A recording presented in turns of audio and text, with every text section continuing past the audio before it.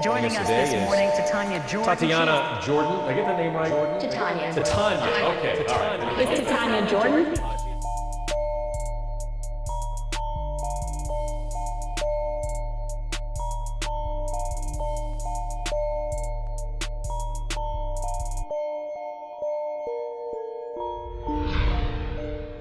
So, for those of you who don't know, and you should, what is Landing Lion? So Landing Lion is the simplest landing page platform that creates high-performing, beautiful, paid and organic landing pages. Oh, that's so good. That is so good. You have your elevator pitch nailed. And truly, as a user, I use Landing Lion for Bark, my startup, bark.us, and it's amazing. I mean, before Landing Lion, there were a couple of clunky options, and before that, WordPress. But Landing Lion is truly beautiful and simple. The user interface, the design, the ability to track and A/B test, and I mean, I could go on. If you are a marketer or a founder, if you're in the startup space, or you are a creative, and you want an easy, simple way, beautiful way to create a page that people can go to on their mobile device or a laptop, you should really check out Landing Lion. And I mean, I'm kind of a geek when I see technology that is beautiful and easy to use, right? Like iPhone came out, amazing. Landing Lion is of that ilk, and it's really cool to have you here because I want to get inside your brain. Talk about your co-founders. So my co-founders are Craig, our CTO, and Hunter, my COO, and then my dad, actually. Nice. I love family businesses. Shout out to all of you. And how did this idea come about? It honestly started as a technical challenge. As weird as that sounds, we're all engineers, and we always had a problem with the editing experience on the web. Are you familiar with the term WYSIWYG editor? What you see is what you get. No, I love that. I should know that. Yeah, there's a term for editors, WYSIWYG. Most people associate WYSIWYG with text editors. Okay. But WYSIWYG is really more about what you see is what you get. And Okay. I always thought there was a problem with web development, and more specifically static web page development, because what you are actually working on doesn't usually match up to what you get. Right. You consume websites one page at a time. Yet with WordPress, you're installing a theme, filling out forms. You're not really working on what you see at the end. So we started working on the solution of creating a true WYSIWYG drag and drop builder for making websites, for landing pages specifically. Yeah. Because we saw there was a lot of movement in that space, and we wanted to enter a market that was already established and try to compete with a better product because we're all technical. And ended up kind of backing our way into the market and realizing that what we created actually produces really high-performing pages, and then adding in a bunch of analytics. We actually added way too many features, and then right now we're in the process of slimming down the product and getting it more streamlined and focused. Well, it's easy to make something very robust and feature-heavy. It's hard to make it simple. Yeah. But you guys have done a good job. Like, it is, I get it, but like, it's great. It's great. So don't beat yourself up if you think it's too complicated. Well, I appreciate that. Yeah. Let's talk about the light bulb moment. Like, there had to be a moment between all of you when you were like, we're really onto something. I think it's when people started just using it. Well, I think it's when our friends started using it and paying us way more than they were paying Squarespace, and like leaving their Squarespace subscriptions. We don't have the type of friends who would do that just to be nice. Just to be nice, yeah. Like it was cool to see people using it. And then we started getting feedback, like the word fun kept popping up. Yes. And that was a real energizing moment when people described it as like fun and a creative experience. Because I don't know who would describe managing their WordPress site as fun unless you're a developer. Right. Unless you're a WordPress developer. Even if you're a WordPress developer, it can be maddening because things break. Mm. There's always an update, and then it breaks plugins, Exactly. and it's like, I mean, and if you're watching out there and but you have really just solved a problem that so many of us had, and it's so cool that you're in Atlanta. I love technology companies who are doing big things right here in our city. A pretty cool Accelerator took notice, Techstars, part of the Techstars class, the second one in Atlanta. Talk about that experience. Man, we were skeptics at first, I'll be honest. We kind of had our team of people. We managed to assemble 8 people before we took any type of outside funding, doing consulting work and just, really focusing on the culture that we wanted to create, the type of organization we wanted to be.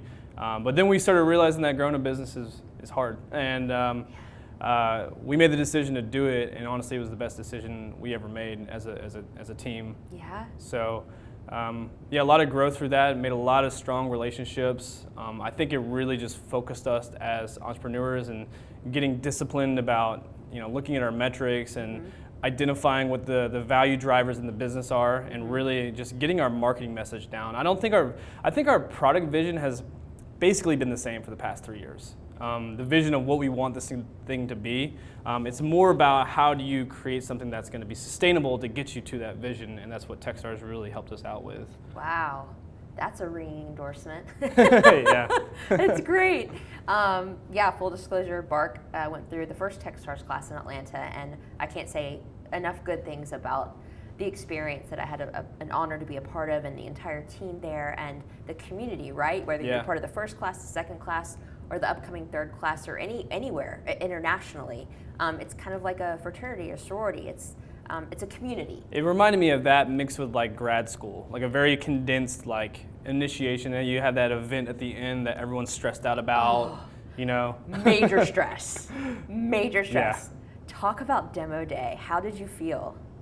Well, this is my first time even being on camera, so being in front of a crowd of people, that was a lot. It was terrifying. It was fun. It was fun. I actually enjoyed it. I enjoyed the challenge, honestly, of preparing that, and it gave me a good appreciation for how difficult it is to take a complicated vision and really distill it down to its fundamental aspects that you want to communicate to the general audience. So that was a good exercise for us, and I think we actually took a lot away from that, building out our marketing strategy for 2018 from that experience. Nice. And you did a live demo. Yeah. It's one thing to be in front of an audience of maybe 800 people at the Tabernacle in downtown Atlanta and have a prepared deck that you have rehearsed for months. It's another thing to do a live demo when you're at the whim of the Wi-Fi or the wire or whatever, you know what I mean? Yeah. But you guys nailed it. Yeah, So. Andrew's gotten really good at those live demos. It's stressful. The editor is his baby, and he knows it in and out. So, the only thing that we were worried about was the internet, but we managed to get like a hardwired connection. Nice. So That's key. yeah. And that just goes to show you too, like it's being in this startup space. You hear a lot of pitches like, oh, I've got the next, this thing meets this thing that does this thing for people or businesses. And a lot of times you glaze over, you're like, okay, I kind of get what you do. But with your particular presentation, like nobody had any questions about what you did and how they could use it. And that's key for solidifying your value proposition. Yep. So what do you do from there? You have an amazing product, people love it, it enhances their goals for whatever they're trying to do with a landing page. Where do you go from there? So we're actually launching Landing Line 2, and we're aiming for end of February, beginning of March to have that out to the public, and we're doing a big launch around that. But the biggest thing that we're changing with that is improvements to page performance and the user experience of the product. I know you said that you already enjoyed it, but we're hoping to make it even better. But the biggest thing that we're doing is we're introducing 2 entry-level price points, because a big barrier to entry right now is that we only have one price point. Right. The reason we did that in the beginning was to really identify what the value drivers were and what would make somebody pay this amount of money for the product. So now that we've identified that, we're releasing a freemium version of the product. So we want it to be in that same group as MailChimp, where when you're choosing products to start your next idea or for an organization on the side or just anything, that you'll think of Landing Line, because we give you a product that you can actually use free for as long as you need to, and we have some pretty intentionally placed feature gates that allow you to use it and get full functionality of it for an indefinite time period until your idea really takes off. And then having a really gentle ramp. Our entry-level price point is going to be $30 a month, and then from there it'll go to $100 a month. So a little bit above where Squarespace is, but it's more geared towards that intermediate marketer who's really trying to grow their business. It's great, and it's so needed. There's so many people have side hustles, and there's so many entrepreneurs. The internet and social media have really given way to just this explosion of anybody can do anything given the right, virality. On that note, as somebody who is in this creative entrepreneurial space, you mentioned off camera that you're not really on social media. Is that by choice, or you're just so busy? I'm working on it. It doesn't come naturally to me. Yeah, it means just something I've just poured all of my energy into my close relationships and the business that I haven't. It's just something that's been low on my priority list, but it's becoming higher on my priority list. I see the value and why it's needed today. So yeah, it's something I'm working on. Okay. I'd love to take some notes from you, of course. I don't know. I don't know what I'm doing. I just put stuff out there and hope people like it. Carefully curated, of course, but it is what it is.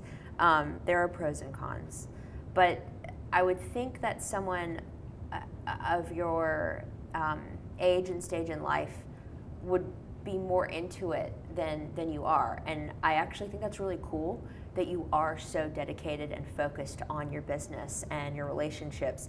I struggle with the distraction of social media. I could probably get more done if I wasn't so involved on that. That said, it is a compliment to what I do professionally, but it's definitely a balance, and it's really interesting to me when I get to talk to people who have made a choice to put their attention elsewhere.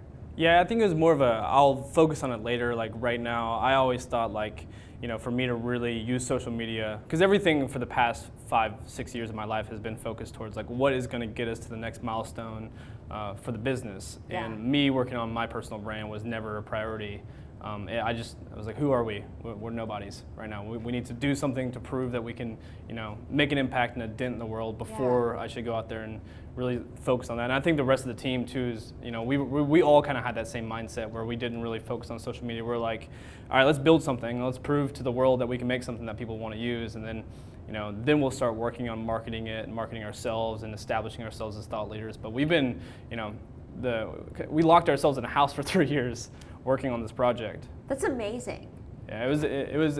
I think more companies need to do that. They need to take the founders and move into a house together and learn how to live with each other and also build a company. Literally spend 24/7 with each other, because you learn a lot.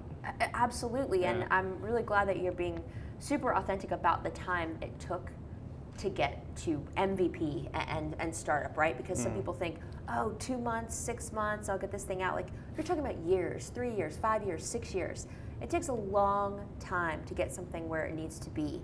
And a lot of times you hear about Instagram and Snapchat, and you hear about revisionist history, right? Like, all of a sudden one day it just blew up. Yeah. Well, there's a lot that went into it for a long time. And it's really neat when you can share, your ups and your downs with regards to that. You've had the opportunity to be influenced by a lot of great mentors through Techstars and various other outlets. What's some of the best advice you've received over this course? Wow. It's a tough question. I know, or just anything that you kind of meditate on daily, like, okay, I'm going to remember this. I know something that I focus on daily, and I don't know, it's more of kind of where my head's at. I don't know if it's, my mentor is more, this is more from just my relationship with my dad and my team, but it's more, to me, I think there's this focus on business nowadays and VC funding where it's like this, let's make a ton of money. Let's grow it as fast as we can, we sell it. To us, it was always about creating this place that we want to be at every day. So it's like this mixture, that advice, the reason why we sought out, we took funding from a fund out in Austin called Active Capital, and it's ran by the co-founder of Rackspace, and then this guy named Pat Matthews, who's the managing director. He was acquired by Rackspace, but Rackspace was known for their culture and the relationships, and their, people loved working there. And that was one thing that really attracted us to working with them, is that they managed to create a giant, multi-thousand person organization, sold for over $1 billion, and they managed to keep that spirit and that kind of friends and family aspect. And that's something that I think we want the most out of all this, because we know that if we make a really quality product and have a really quality organization, we will make enough money. Yeah, it's, oh gosh. Yeah. You're checking all the boxes of things you should think about and focus on when you're in a startup. And culture is everything. Yeah. It really is. There's a lot of toxic culture in the startup world. And when you find the healthy one, that you can work the kind of hours it takes and focus at the level it takes, but still come out enjoying working with the people that you work with, and they truly become your family, that's a win. And when your startup is providing a value to people, no matter what industry it is, it feels good at the end of the day, you know? Mm-hmm. Yeah. Our focus was on creating something that was, a non-trivial piece of proprietary IP. We wanted to develop something that we didn't think people could easily replicate, and that's why like the user experience feels polished and the editor feels polished, because we built it from scratch. We literally started from ground zero and rebuilt the whole thing, and we didn't use any third-party libraries. We wanted to make sure that seamless is a good way to describe it. When you start mixing and matching different components to create a drag and drop experience, that's why it feels kind of clunky, is because different people are making different pieces of it. Right. So we spent all that time developing that, and honestly, like we spent probably more time, and Techstars focuses on this a lot, which is like the relationships piece of it. I mean, I think we spent the first month going over co-founder conflict issues and whatnot. But that's everything. Again, the environment, the culture, the leadership path that you all are on. It needs to be on the right path, or else everything else kind of falls apart. So yeah, I tell my co-founders that I'm like, Landing Line success will never outpace the health of our relationships and our personal growth. So we need to constantly be looking at that, working at that, and staying like that. That to me, that advice. I don't know who I heard that from. I don't know if one person said that to me or not, but I've surrounded myself with people who agree with that philosophy, and through that, knowing that relationships are always first priority to us. The rest of it's just like it's a sport outside of that, you know. And it's just like, how can we make something that the market wants, and then we can market properly, and develop something that will actually make people's lives a lot better. That's so awesome. Your creative direction is phenomenal. How did you find that inspiration? A lot of that, most of that is Andrew, our creative director, Andrew Reifman. He is easily one of the most talented people in general that I've ever met. Truly, yeah. And a lot of it was just, some ideas around, we loved, a lot of it obviously inspiration from MailChimp. I mean, they basically paved the way for that fun, approachable brand in the B2B world, and we always wanted to replicate that. And from when we started learning about marketing automation as engineers, we noticed that marketing automation was really at its core just like two fundamental pieces, maybe three: CRM, email, and then content, like landing pages, websites, and all that. So we knew that MailChimp had the email side locked down for like the SMB space, and we wanted to be the other end of it. I know MailChimp's released now a landing page builder, but we always believe that landing pages and websites and microsites and all these things should all be done in one place. It's all the same thing, really.